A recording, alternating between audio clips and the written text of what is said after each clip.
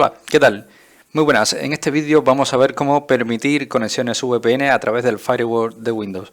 En el vídeo anterior, que si no lo has visto te recomiendo que vayas a verlo, te muestro cómo podemos crear un servidor VPN en Windows 11, pero en este vídeo vamos a ver cómo podemos permitir a través del firewall de Windows este tipo de conexiones remotas. Entonces para ello solamente vamos a presionar nuevamente en nuestro teclado las teclas de Windows R, vamos a escribir en el cuadro de diálogo ejecutar, escribiremos control y esto nos llevará directamente al panel de control de Windows. Aquí vamos a entrar a sistema y seguridad y una vez que estamos dentro del sistema y seguridad vamos a ir directamente al firewall de Windows.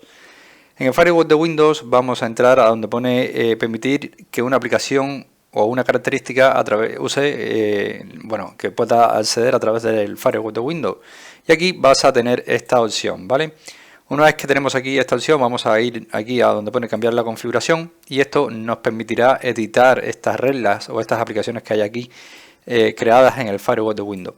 Cuando estamos aquí, lo que tenemos que buscar es una regla que se llama enrutamiento y acceso remoto.